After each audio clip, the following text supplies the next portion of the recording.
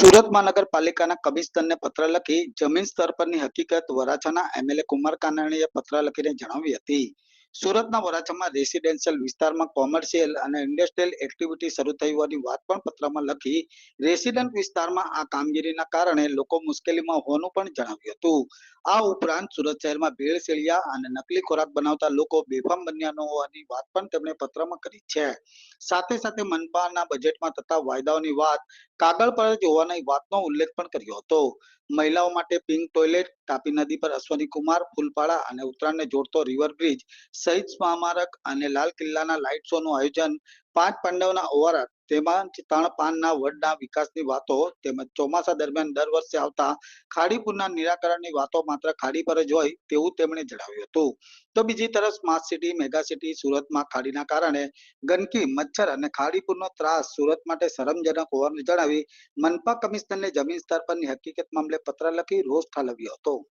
સુરત મહાનગરપાલિકા મ્યુનિસિપલ કમિશનરે જે ડ્રાફ્ટ બજેટ રજૂ કર્યું છે એની અંદર કમિશનરશ્રીએ સુરતને world class happy healthy city બનાવવાની વાત કરી છે. તંદુરસ્ત સિટી, રહેવાલાયક સિટી, આ વાત જેમણે કરી છે બજેટની અંદર, તો મને એ વાતની ચિંતા થઈ કે રહેવાલાયક સિટી તો ક્યારે બનશે. સુરત શહેરની અંદર દર વર્ષે ખાડીપુર આવે છે, લાખો લોકો હેરાન પરેશાન થઈ જાય છે, બેઘર થઈ જાય, ઘર છોડી ભાગી જવું પડે છે, તંત્ર બી પરેશાન થઈ જાય છે. જ્યારે પૂર આવે ત્યારે ચર્ચાઓ થાય છે, વાતો થાય છે, મિટિંગો થાય છે, આયોજન થાય છે. ખાડીપુર કેવી રીતે બંધ થાય, ખાડીના ત્રાસમાંથી લોકો કેવી રીતે મુક્ત થાય, ખાડીની ગંદકી, ખાડીપુર, મચ્છરોનો ત્રાસ જે રીતે લોકો સહન કરી રહ્યા છે એમાંથી કેવી રીતે મુક્તિ મળે, એનું કોઈ આયોજન આ બજેટમાં નથી થયું. બીજી હેલ્ધી સિટીની વાત છે, તંદુરસ્ત સિટી કેવી રીતે બનશે. આજે આપણે જોઈએ છીએ રેડ પડે છે આરોગ્ય વિભાગની, બેફામ નકલી ખાદ્ય પદાર્થો, ભેળસેળ પદાર્થો બની રહ્યા છે અને લોકો ખાઈ રહ્યા છે. કાર્યવાહી શું થાય છે? રેડ પડે, દંડ થાય, સેમ્પલ ફેલ થાય, એકાદ દિવસ કદાચ પોલીસ કેસ કરે કોઈકમાં તો એકાદ દિવસની અંદર જામીન મળી જાય, છૂટી થાય, ધંધો શરૂ થાય છે. કઈ દુકાન બંધ થઈ, કોના ધંધાઓ બંધ થયા ડુપ્લિકેટના. એટલે હેલ્ધી સિટી કેવી રીતે બનશે એની કોઈ ચિંતા નથી. મારો વરાછા રોડ 45-50 વર્ષથી 50 વર્ષથી રહેણાંક વિસ્તાર છે.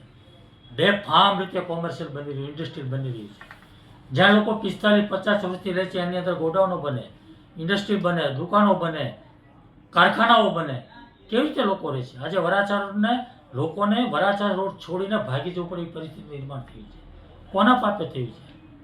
લોકો કેવી રીતે સુખીથી રહી શકશે, કેવી રીતે રહેવાલાયક સિટી બનશે? અમારો પ્રશ્ન.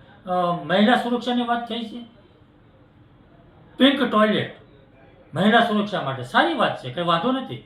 પરંતુ વર્ષોથી હું કહું છું કે સુરત મહાનગરપાલિકાની ચાલતી બીઆરટીએસ બસ અને સિટી બસની અંદર મહિલાઓની સુરક્ષા નથી.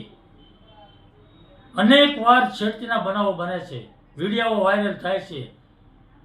તો મેં અનેક વાર કીધું છે કે મહિલાઓ માટે બસ અલગ હોવી જોઈએ. એમાં કોઈ મહાનગરપાલિકાને ₹1 ખર્ચો નથી.